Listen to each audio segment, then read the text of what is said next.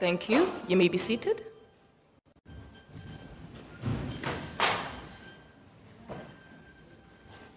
Good evening, everyone.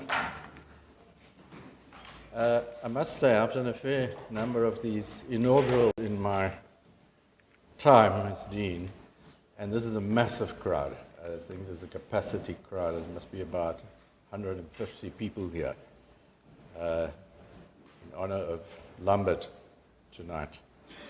And he has asked me to specifically welcome a number of people. And so, apart from extending a general welcome to all of you, I want to specifically also welcome the following people. Alderman Dr. Elna von Schlicht, if I pronounce that correctly, Executive Mayor of the Cape Winelands District Municipality, who's here tonight in person. Alderman Raylene Arendse, Councillor at the City of Cape Town, who's here in person. Dr. Pascal Ruden, Head of Operations, Global Secretariat of the International Federation of Social Workers in Rheinfelden, Switzerland, and he's here in person as well, I believe. Oh, welcome to you. Did you happen to be around, or did you come in specifically? Thank you very much indeed. Staff from other universities in person, here in person and online. Staff from the Department of Social Work, of course, as well as former colleagues and colleagues from other departments and centers. You're here in person and online. Lambert's former lecturers who online, I believe one is here, who taught you in 1983. Professor de Villiers. Welcome, Professor de Villiers, specifically also. Lambert's research partners and co-authors who are here in person and online. The managing team of the journal Social Work, Maatskaplike Werk. Undergraduate and postgraduate students, those who traveled here from far, and you are here, and those online. Alumni of the department, social work practitioners from various organizations, Lambert's first supervisor and manager, who's here tonight. Is that also Professor de Villiers?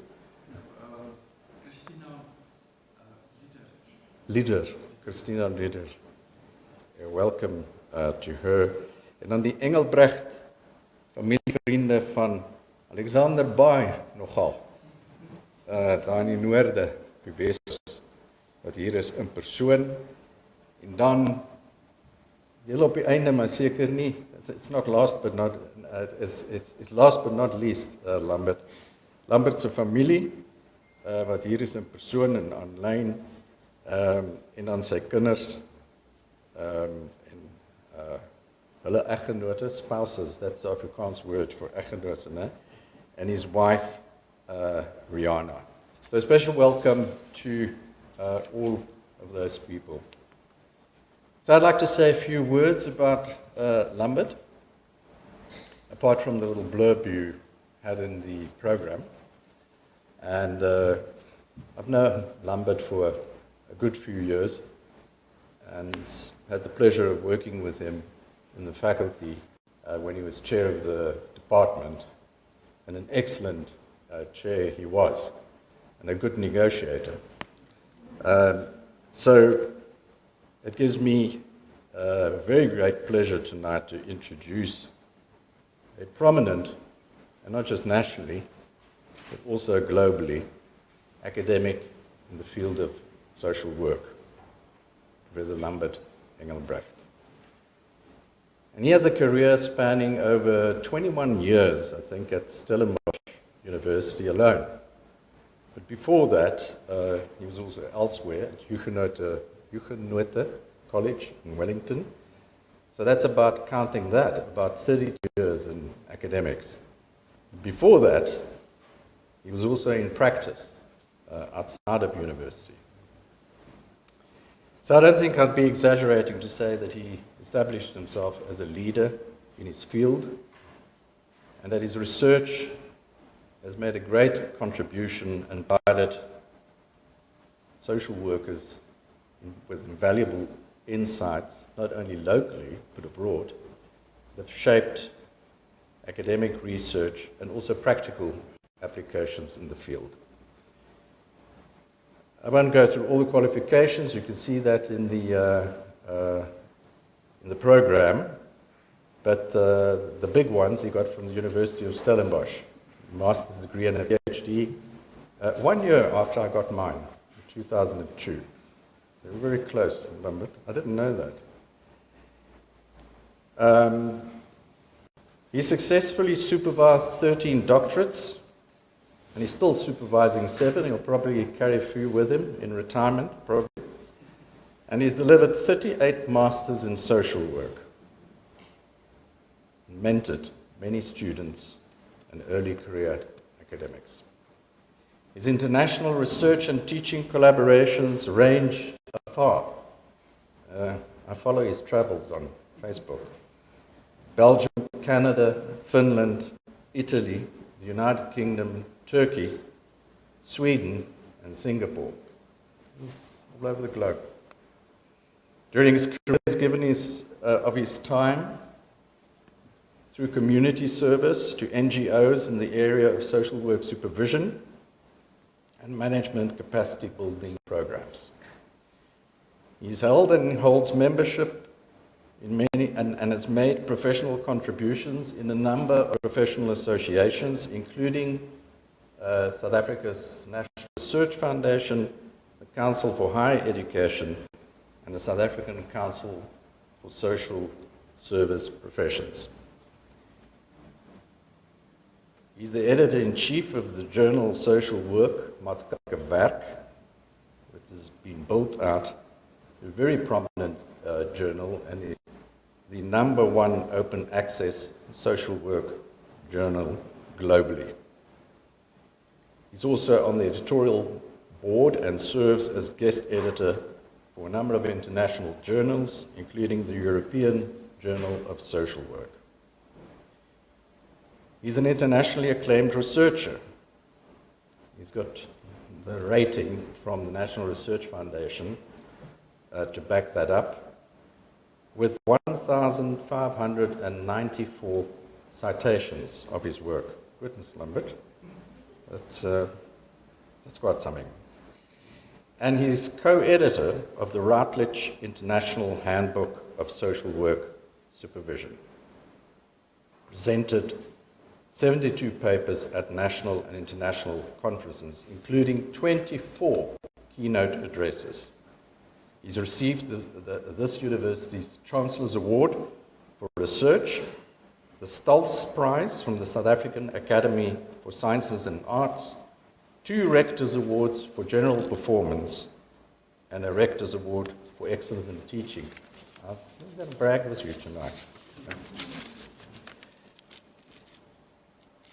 But he's also a good teacher and a dedicated educator. He's known for his engaging teaching style. I've been privy to some of his shenanigans in class, which the students love. And he has a high commitment to student success. So today, after all of that, we look forward to have him share his insights with us for his inaugural professorial lecture. He's been a professor for 2-3 years already, 2 years, I think. Already. And with a very interesting title, not one elephant, but 5 elephants in the room of social work, an autoethnographic meta-analysis. Please join me in welcoming Professor Lambert Engelbrecht to the stage.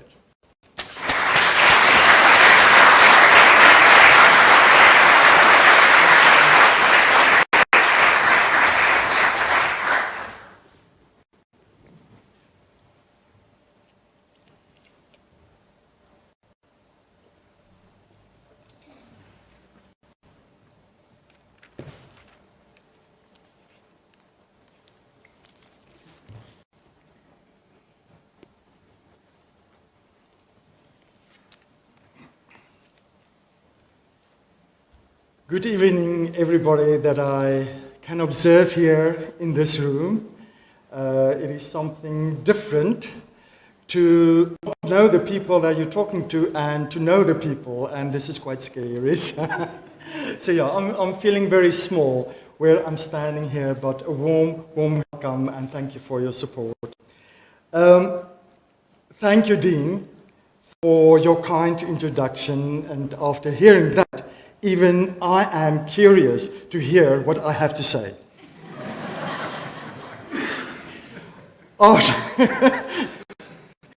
After working many years together, especially during my time as chair of the Department of Social Work, I'm really pleased to share this event specifically with you.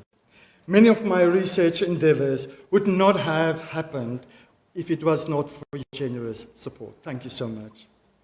This is also applicable to the registrar and the vice deans present here. Our engagement have always been a pleasant experience and journey of growth and development. And I can honestly say that you have at least one happy employee in this room tonight, and I'm not an elephant.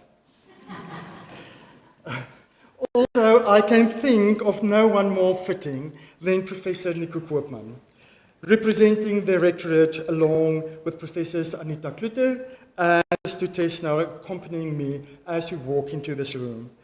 We come such a long way as emerging academics, and sharing this event with you feels like completing a full cycle. Thank you very much for being here and for your friendship throughout, I'm not going to say how many years.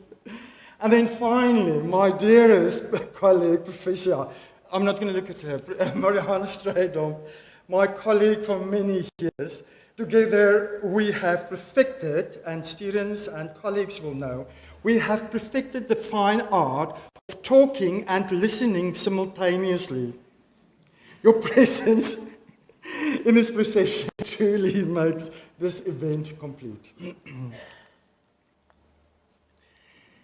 This inaugural lecture is intended for a diverse audience, whom I will further acknowledge and introduce throughout the course of my presentation.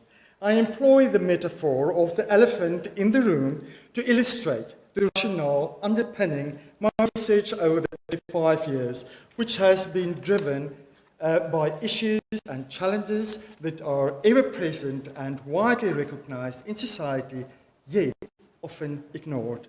This is the ultimate aim of my lecture. I will start by introducing my own room, and maybe you will recognize this room that you're sitting in, as a means to reflect upon the people, places, and processes that have shaped my knowledge, skills, and values. I will then contextualize the discipline of social work by explaining the four walls of the room of social work to establish the paradigm of my unit of analysis in this lecture. The most valid, credible, and reliable methodology for identifying the elephants in the room of social work is with an autoethnographic meta-analysis. To this end, I will identify 5 recurring themes that have emerged from my research outputs between 1999 and 2024, and refer to this as what takes place in my room. Each theme is framed as an elephant in the room of social work, examined as an intersectional issue with implications for social work practice.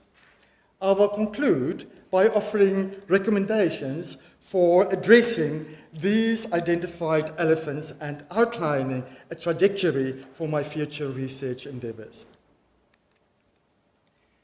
Essentially, introducing and acknowledging my own room serves to clarify my perspectives, beliefs, and experiences, and how they have influenced my perception and interpretation of the world, as well as my research in my professional life. I acknowledge all those who have played a role in my upbringing, my education, professional and personal life, and especially in my research endeavors. Specifically, I honor those individuals from my birthplace, Alexanderby, in Namaqualand, who have shaped me into the person I am today, some of whom are present here, as I said. They have grounded my values and worldview, which continue to influence my daily work. Equally, I would like to acknowledge my school teachers and classmates, and I still have contact with my grade one, sub R, teacher, who taught me how to read and write. Maths I can still do. I'm also privileged to have many of my tertiary education friends present, as well as some of my professors who laid the foundation for my professional life. Thank you for being here, Professor Etienne. To this day, I still apply the professional traits they modeled in my career.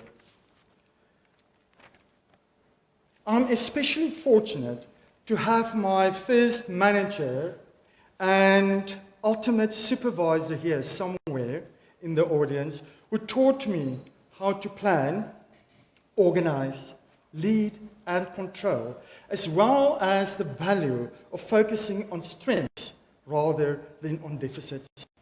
This brings me to my work colleagues, past and present, whose contributions to my life are evident in my work, each in their own way. Of course, this is equally true of the many practitioners in the audience from whom I could learn the tricks of the trade.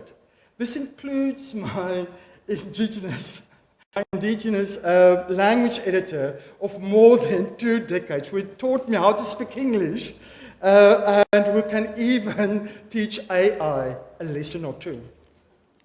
A special mention goes to the many students and alumni, both undergraduate and postgraduate tonight, from whom I often learn more than they learn from me, and I think they just don't know it.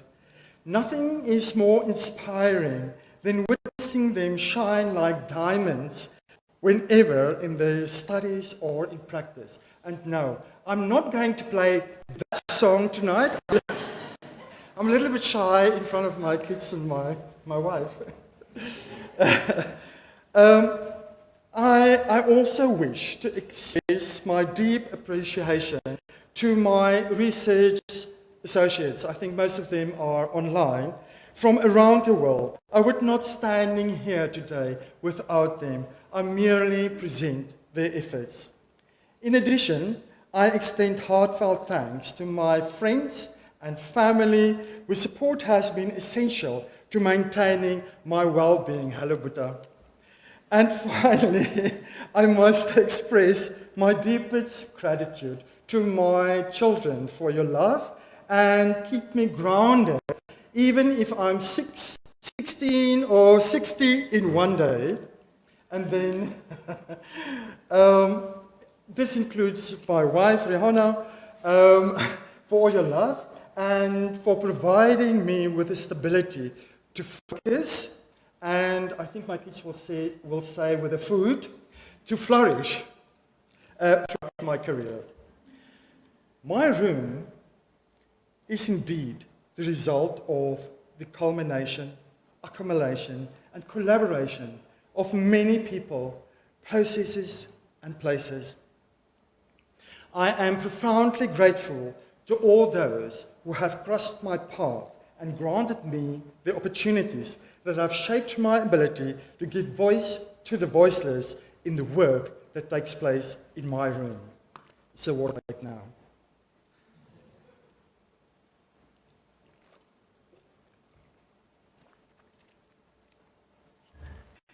But before I explain what takes place in my room, let's first explain the room of social work. I will just briefly enter this room, as I'm only presenting this room to provide some context. Now, social work students over there and alumni will recognize it as the first course I usually present to them, and if I'm not mistaken, I'm spotting a first-year student or two here. They will write examination soon about it. So take note. The first wall is the global and local evolution of social work, which evolved globally due to the changing socio-economic and political conditions, alongside a growing recognition of the need for organized welfare provision for vulnerable populations. In South Africa, the first welfare organization, the RCVV, and it still sounds better than ACVV, as it is known today, was established in 1904. Despite the country's complex apartheid years, the social work profession in South Africa developed into a sophisticated discipline. The second wall is the global definition of social work, which was adopted by the International Federation of Social Work and the International Association of Schools of Social Work in 2014, representing over 110 member countries. The core of this definition recognizes social work as both a practice-based profession and academic discipline, promoting social change and development, social cohesion, and empowerment and liberation of people. The third wall is the value base of social work. Since the social profession is rooted in a value-driven, rights-based foundation, a global social work statement of ethical principles was formulated in 2008 by the International Association of Schools of Social Work to guide social workers to reach the highest possible standards of ethical practice. And then the last wall represents a configuration of social work in South Africa. Social work is regulated by a Social Service Professions Act of 1978. Hence, social workers must register and work according to an ethical code. Services are rendered through both public and private social work organizations. So, with the room of social work explained, I can now proceed to explain what takes place in my room. In this lecture, I'll use my qualitative research outputs as a form of autobiography, which involves inward reflection. I will integrate this reflection with an ethnography that focuses on observing and analyzing the world beyond my own work. This approach constitutes my use of an ethnographic methodology. Essentially, this entailed a review of 216 of my research outputs, consisting of, as the Dean said, conference presentations, book chapters, master theses, PhD dissertations, research reports, and articles. For the purpose of this lecture, I furthermore applied specific criteria selecting my research outputs for analysis. These criteria require that I must have authored or co-authored the output, that the research outputs were disseminated between 1999 and 2024, and that they were accessible on public platforms. An example of 165 outputs was produced. The validity of methodology was ensured by refining the criteria to include only purposely selected outputs that had been peer-reviewed or externally examined. This adjustment narrowed the sample to 41 published articles and my doctoral dissertation. Ultimately, a rigorous and systematic meta-analysis was conducted, examining the findings from the selected research outputs to identify patterns and trends, and were then organized into distinct themes.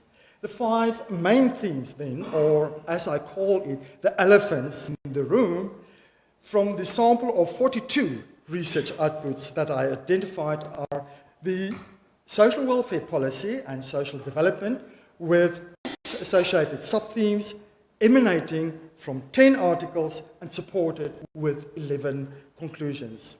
Social development funding and political influences. The third one is social work management and supervision. The fourth one, social work teaching and learning. And the last one, social work practice and research. Owing to the nature of a meta-analysis, the insights derived from each research output extend across the main themes, associated sub-themes, publications, and supporting conclusions, thereby representing a synthesis rather than a linear compilation.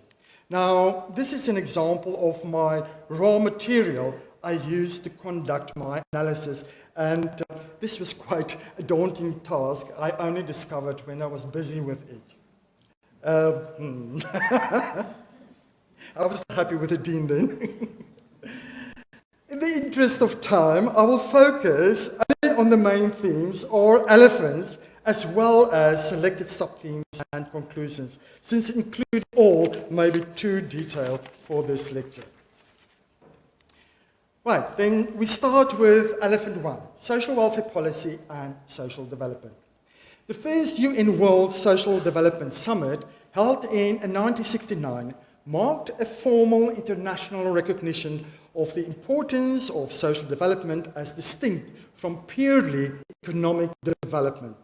In South Africa, social development as a social welfare policy approach emerged with the dismantling of apartheid, primarily based on the white paper of social welfare. This approach, as a macroeconomic approach towards welfare, diverged from the residual, service-oriented welfare systems of the country's colonial and apartheid history, which were deemed inadequate to meet the needs of the majority of citizens. Within this context, I argued with colleagues that the impact of macroeconomic approaches on social work is merely social justice rhetoric when governments fail to discourage welfare dependency and actively involve the poor in their own development. This followed my earlier observations that in South Africa, social workers and proponents of social development had begun to refer to developmental social work as the prevailing approach of practice in the country. This implies that social work in South Africa tends to place greater emphasis on macro level or community practice, rather than on remedial or direct therapeutic approaches focused solely on the individual. However, despite the formal shift in welfare policies and approach, individual-based work continues to be the predominant mode of social service delivery in South Africa. In addressing the global financial crisis, I questioned whether frontline social workers, constrained by their roles, were willingly and able to enhance the financial capability of vulnerable households at a micro level by challenging personal, political, and ideological discourses that hinder the financial and social well-being. It soon became clear that the new welfare approach could not be driven solely by ideals of social development theory. Social workers remained trapped in statutory roles within under-resourced government departments and designated child protection organizations. In the article, Economic Literacy and the War on Poverty, I posed several questions that evolved from a practice case study. For instance, what role do social workers play in poverty alleviation? Do they work to eradicate poverty, or do they only help people to live with it? I concluded, it seems that social workers in general are so caught up in addressing clients presenting problems that there has been little conscious effort to develop economic literacy, except as a byproduct of normal casework interventions. In relation to the earlier reference to social justice rhetoric, the social development approach in South Africa presently operates as a statist response, characterized by relatively meager government investment in social work, in comparison with cash transfers, similar to the tenets of a neoliberal approach to social work. In this context, neoliberalism refers to an economic and political approach that emphasizes free markets, limited government intervention, and individual responsibility. In our article, The Implications of Neoliberalism on Social Work, international colleagues and I framed neoliberalism as a global discourse that has a detrimental impact on both national and welfare policies and day-to-day social work practices. I argued, together with co-author Ornelas, that keeping vulnerable people financially illiterate may be yet another neoliberal tenet designed to maintain and expand the status quo of capital markets. The fact that financial social work, and specifically financial literacy education of vulnerable people in the country, is not a central theme in frontline social work practice, despite being a covert objective of social development, is evident in a trio of research-based articles I published in 2008 and 2009. The latter research involved 10,950 vulnerable households, of which 59% were considered over-indebted and did not receive any intervention from social workers concerning their financial position. Alarmingly, most of the social workers who participated in this particular study doubted their own financial literacy and capability, acknowledging that they needed more knowledge and skills to address this issue in service delivery. I concluded that social development as South Africa's welfare policy approach remains largely uncontested in social work practice and research. As a result, it has failed to achieve the objectives and uphold the values of social work as outlined in the global definition of the discipline that I referred earlier on to.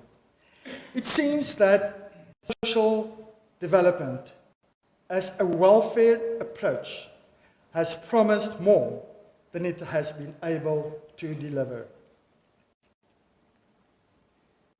The answer to the question of why social development as an approach to social welfare in the country does not serve its people as intended does not lie in the theory of the social development itself, but in the implication of the translation of the practice of the numerous social development-based policies and legislation that have shaped social work over the past 30 years.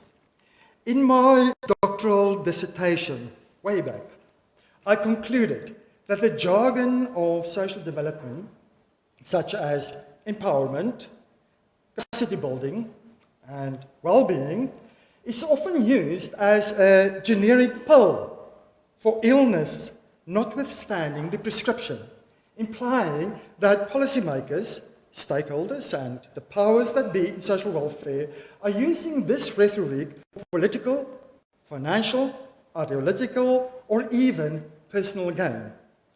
In essence, the language conceals but does not replace the consumption-driven welfare of the previous political dispensation in South Africa. Mere cash transfers, though inclusive of all citizens as a form of social investment and poverty alleviation strategy, have actually dramatically increased passive welfare dependency. And this is where I have another sip of water, and Dean, you may have to protect myself now.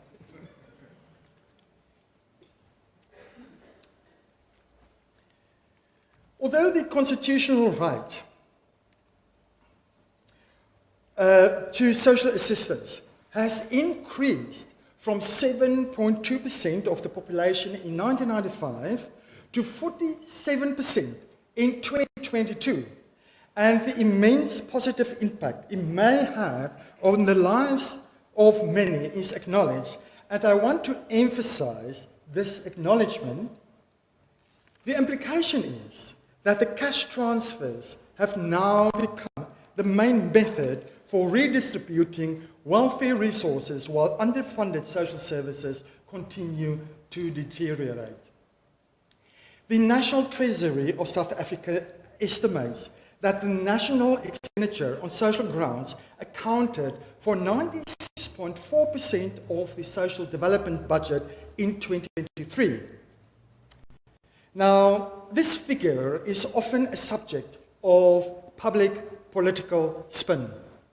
However, the 3.6% residual of the budget allocated for direct social work services delivery is rarely announced publicly, and when it is presented in ambiguous terms. This discrepancy highlights why developmental social work remains in the trenches in the war on poverty, as Jordan is sitting over there, and I recently concluded. We argue for the integration of a financial social work practice perspective into social work service delivery as a potential means of facilitating more efficient social development. It is particularly within the private welfare sector that the lack of funding and resources become evident, especially as that sector provided services on behalf of the government in hard-to-reach communities and vulnerable groups. These organizations have always been at the heart of social work, as is evident by the evolution of the country and as I has referred to earlier in the speech. This prompted Tron and me more than 2 decades ago to examine the financial management of these welfare organizations.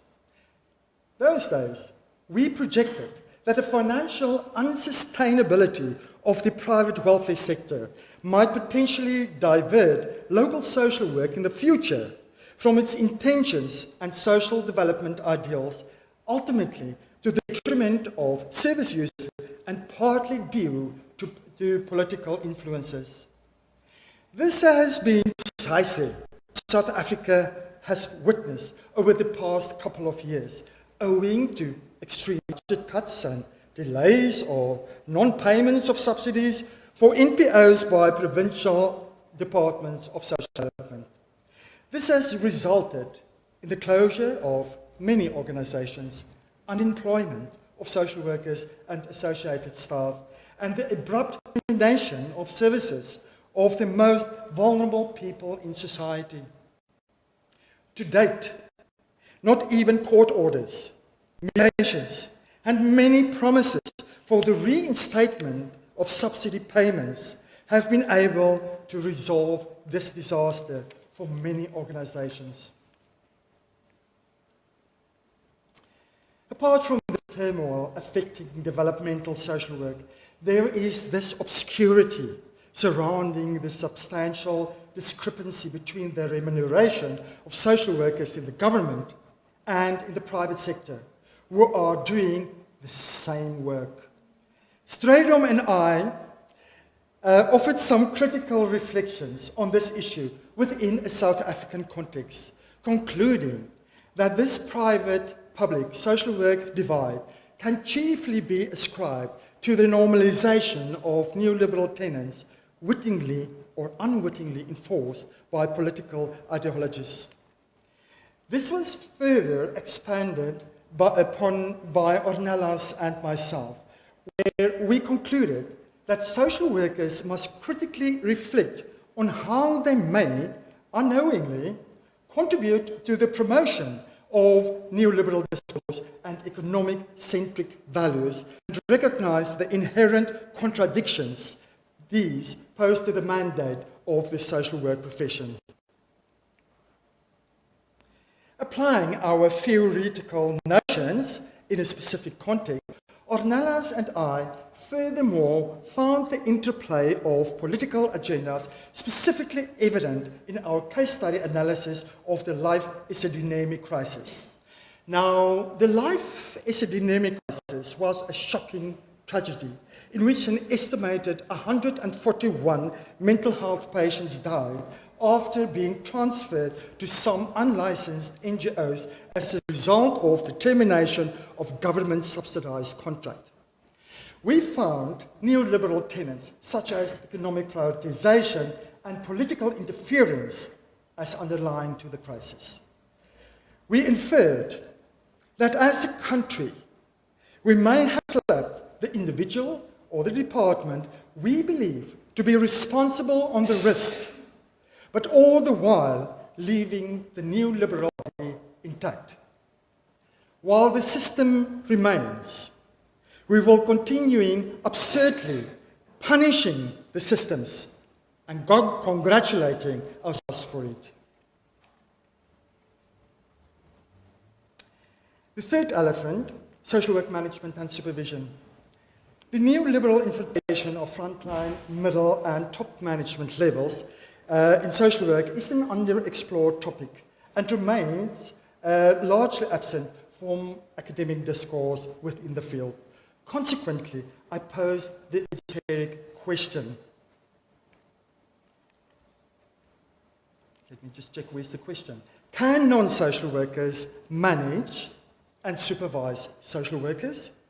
I specifically addressed the shift in management language, the use of efficiency and cost effectiveness as benchmarks, the reduction of professional discretion, the de-skilling of social work, the erosion of professional identity, and the tendency to blame social workers. This followed the descent of social workers, particularly regarding their management and supervision practices, as well as the lack of basic resources, which I established when investigating the brain drain of South African social workers. Now, as you can see, this particular elephant kept me so busy that there's not enough space on this slide. I subsequently highlighted structural issues such as unmanageable workloads and poor working conditions, alongside concerns regarding the training of supervisors that negatively impacted supervision practices. Overall, these research findings all suggested a striking decline in the quality of supervision practices. In our research, Shibaya and I found the structural, systemic, and managerial issues continue to prevent supervisors from adequately supervising social workers. Supervision remains predominantly administrative, often excluding educational and supportive functions, and is frequently conducted in a reactive, informal manner without following a systematic process. This suggests that supervision and management social work struggle to act as a force for change in the country. These distressing practices result in a low morale amongst social work practitioners with the well-being of both frontline and social work supervisors at risk. Now, this indeed presents a bleak picture of social work in South Africa, particularly in its management and supervision practices. However, my recent research output, conducted in collaboration with international colleagues as part of a cross-natural study, suggests growing global recognition of the importance of supervision practices in social work.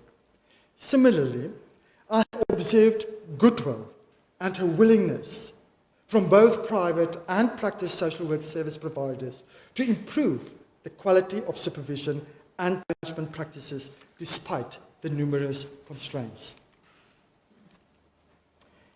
In South Africa, social work training has been regarded as a demanding and specialized training or tertiary qualification only offered at universities. As a result, many prospective social work students are set up for failure when they embark on social work studies, as the general public believes that possessing a good heart is the only requirement for successfully obtaining a social work degree, without fully understanding the intellectual and emotional demands of this discipline. And I think the students over there would agree with this. I completely explored this issue over 2 decades ago, and unfortunately, this situation still endures.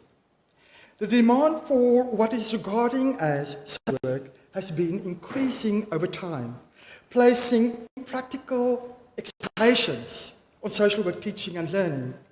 Social phenomena that emerges in society, particularly those favored by the politics of the day, adds to the expectations within social work curricula, ranging from environment or green social work to clinical specialities such as trauma counseling, as well as various radical interventions and social actions. However, despite these sophisticated subject areas, the reality of practice is that the majority of social work demand still lies in the area of family and child protection, as well as statutory services. The excessive demands and requirements expected of social work curricula must also be considered alongside the greater call for the political, economic, and social decolonization of social work programs. In response, I reflected with my colleagues here in the audience tonight on our experiences at Stellenbosch University, based on the premise that our social work curriculum not only requires adaptation and renewal through a process of authentication rooted in practice realities, but also that the prerequisite for this process involves both an academic culture and curriculum designed to cultivate social work thought leaders for practice. And this room tonight is filled with social work thought leaders. I'm very proud to say this. The last elephant, social work practice and research.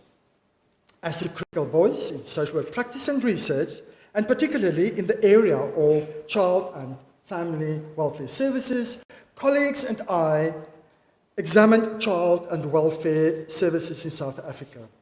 Our research revealed that the intended increase in preventative services as mandated by developmental welfare policies has not been accompanied by a corresponding increase in funding to support this expanded service responsibility. Unsurprisingly, the delivery of child and welfare services remains largely statutory in nature. We concluded with significant finding that whenever large numbers of citizens receive social grants, the risk of child abuse and neglect increases. You can just check the main papers. Against this challenging backdrop, I have explored why a welfare organization such as the RCVV, the oldest in the country, has survived for more than a century despite ever-changing political and welfare policy turmoil. I concluded that the organizational culture has remained the definite unifying factor for volunteers who constitute the backbone of the organization. I further emphasized that the contributions of unpaid volunteers as a form of community participation in social development should not be underestimated, but embraced by policy formulators instead of being sidelined, as is the case currently. This conclusion is substantiated by research conducted by Boshoff over there and myself in our article, Capacity Building of Informal Community-Based Organizations. This research not only reflects on the nature of capacity building within social work organizations, but also recognizes many tacit successes. We suggested that the government should focus on capacity building and providing resources to all types of social welfare organizations. The time has come for policymakers to recognize that social work is organizational bound, encompassing both public and private organizations. While more social workers are undoubtedly needed, the creation and facilitation of infrastructure of social work service delivery is arguably the most pressing issue to prevent the voiceless from being stifled and the poorest of the poor from being silenced.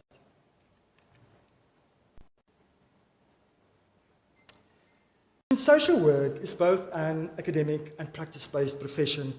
Bridging the divide between practice, policy, and research is vital for reflecting on the discipline.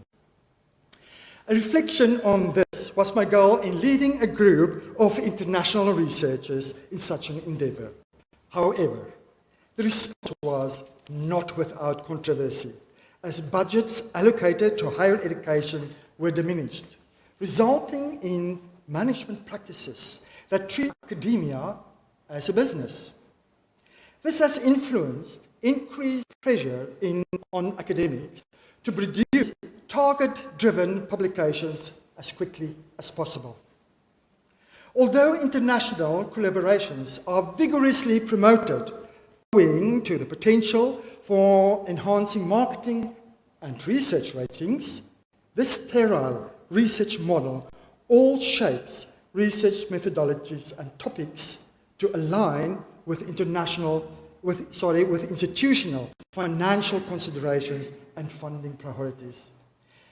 Instead, in our article, we assert that by sharing the intellectual and practice wisdom that has emerged around the world, social work will be enriched and its commitment to addressing injustice and oppression will be enhanced. This has remained my vision and driving force throughout my career, and I hope I have reflected this in the examination and exhibition of my research over the past 25 years. After this concise presentation of my research findings, a pertinent question remains: how can the elephants in the rooms be addressed? Again, in the interest of time, I focus solely on my future research trajectory, contributing to addressing the elephants in the room, and it's more elaborate in the books that you received. Financial social work is not currently integrated into social work curricula. Therefore, a current study is underway to identify the content areas for training South African social service professions in addressing financial capability. And the leading author is here in the audience. The political influences on social work provide the rationale for a proposed study on the challenges of the tripartite social development participation of the local government, the Department of Social Development, and NGOs.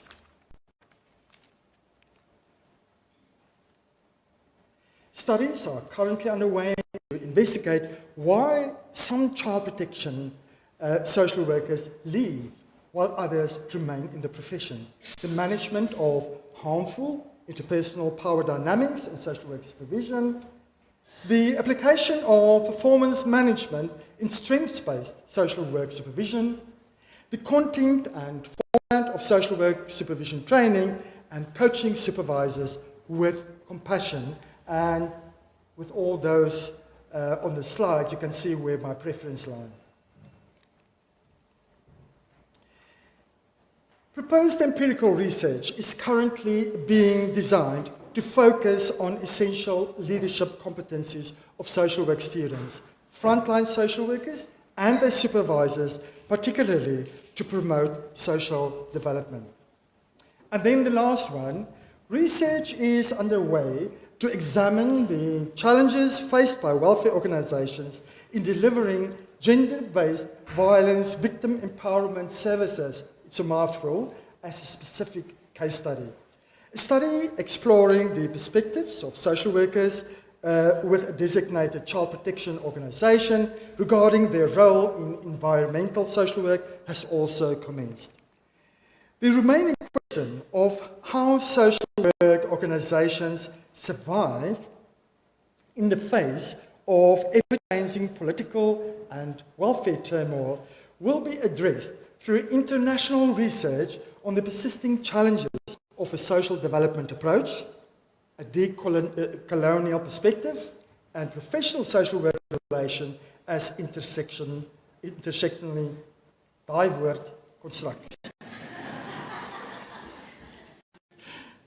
Finally, the research into the future use of volunteers in social work organizations is anticipated. To conclude, as reflected upon in the introduction in this lecture, there may be many more elephants in the room of social work. However, those I have identified are particularly significant owing to the context of my room and the work I do within it. It is unfortunately not possible to remove these elephants solely through research findings.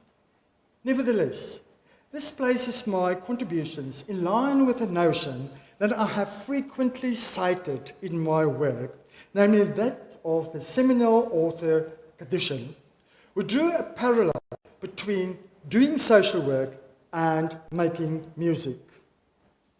So the question remains, is social work merely a random sounding of notes, akin to the statement, a man has to do what a man has to do, reflecting a sense of mere duty?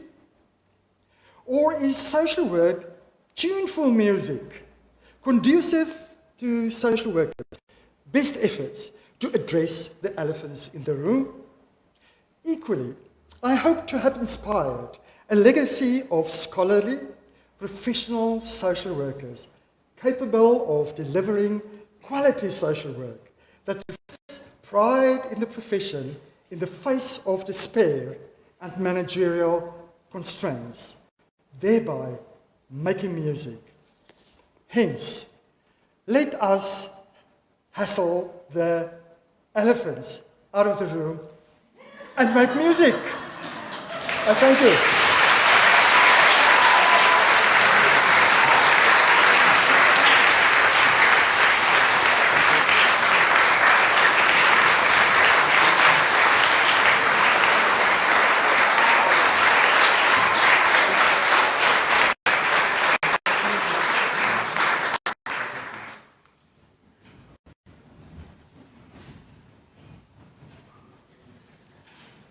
Colleagues, on that joyful note, I would like to do a short response, not to the lecture as such, but a response on behalf of the Rectorate. So Dean Tony Lysons, Registrar Ronel Retief, Vice Deans, HODs, staff and students of SU and other campuses, alumni, emeritus colleagues, societal partners, guests, friends and family of colleague Lambert, wife Rihanna, children Leandre and Mia, and Leandre, I won't tell your dad what you said at the beginning. Colleague Lambert, my mandate is to congratulate you on behalf of the Rectorate. You are for a few years now a full professor, and we're glad that we could tonight witness this outline on your journey, and specifically why the Senate of the university could say we are glad to confer the title of full professor to you. This is actually our most senior professorial position in the institution, full professor. The staff and students, the professors of Stellenbosch University, are driven and guided by the e-care values of the institution. And it is important, ethicists like colleague at Huguenot College, there over Etienne de Villiers, Vasti Rood in the field of ethics would say, it's important that values are practiced, that values actually become virtues, that they become incarnated values, embodied values, virtues, excellences, predispositions with which we live, habits, inclinations, tendencies, so that you can say, we don't only adhere to the value of excellence, we embody it. And Lambert, we could see over the years that we know you, you embody excellence. I met you in 1994. We were very young then, and I could then already at Huguenot College in Wellington celebrate your excellence, and your dean used the word excellence to describe you, but also compassion.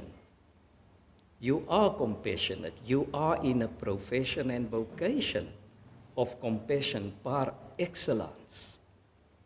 We witnessed your accountability.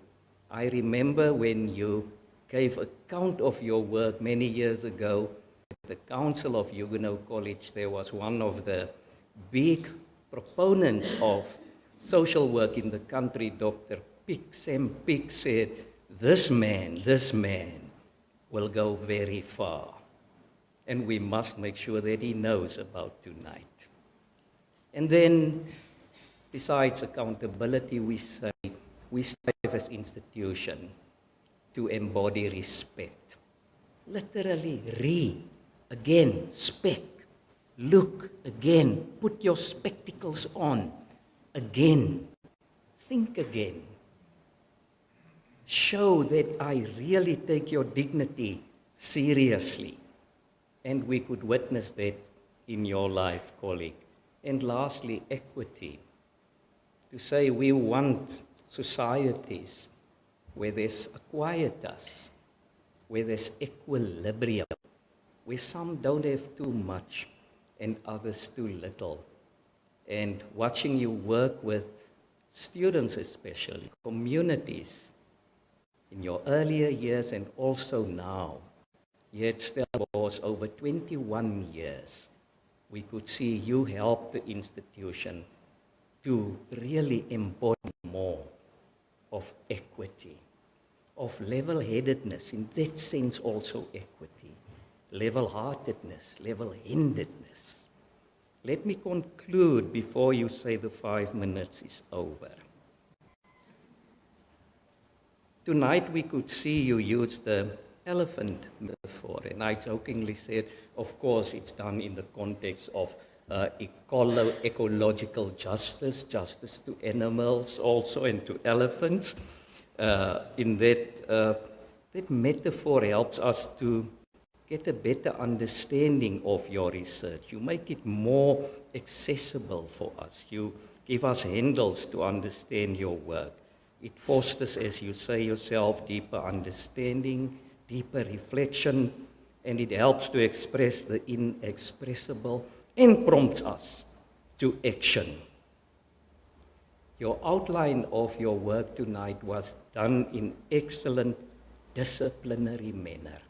But I was sitting there listening to you and was thinking that we, as an institution, say we need more interdisciplinary work, more even intradisciplinary work, and more transdisciplinary work.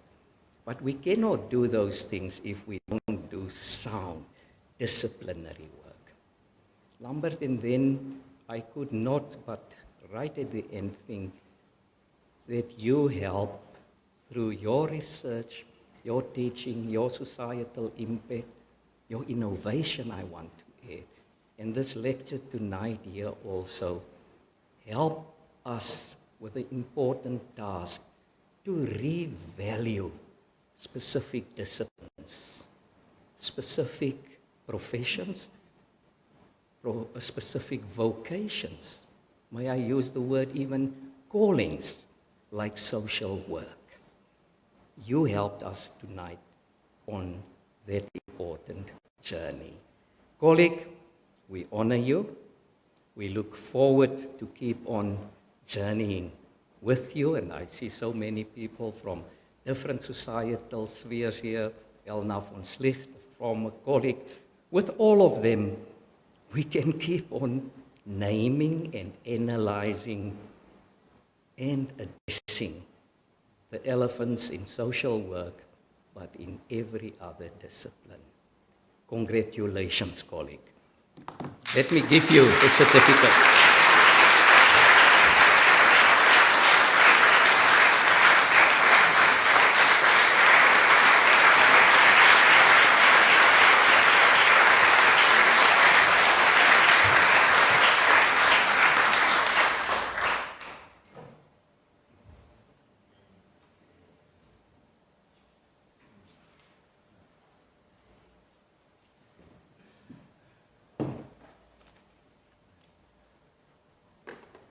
Good evening.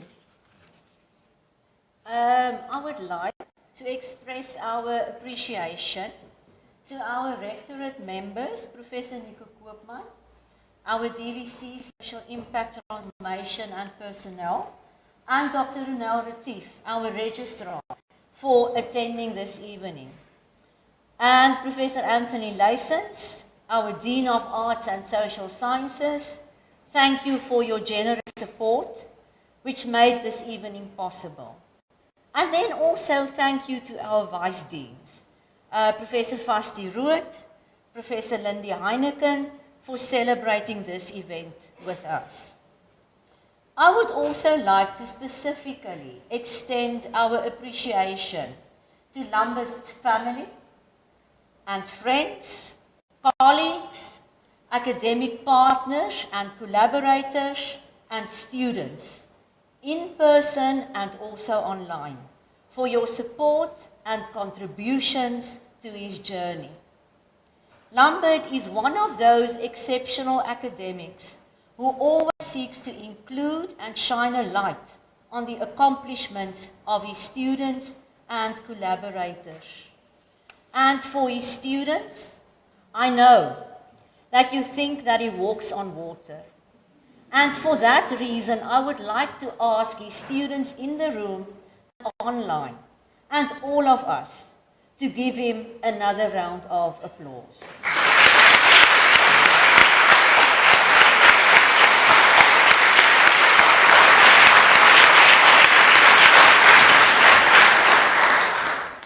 It is indeed a privilege to have someone of his stature and academic caliber in the Faculty of Arts and Social Science, our university, and especially in the Social Work Department. We are very proud of you, Lambert, and we feel privileged to call you our colleague. From the department side, and this is our inside COVID joke, Lambert, I have to say, you shined like a diamond.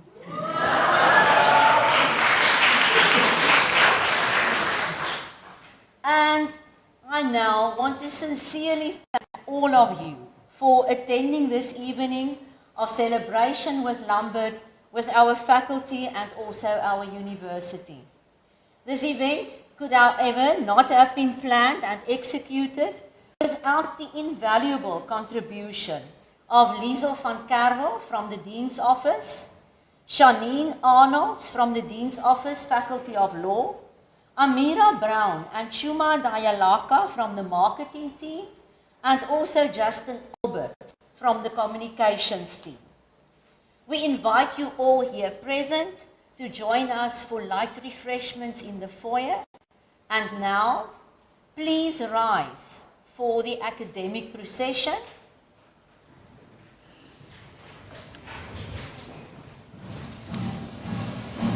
And Lambert will lead us out of the hall.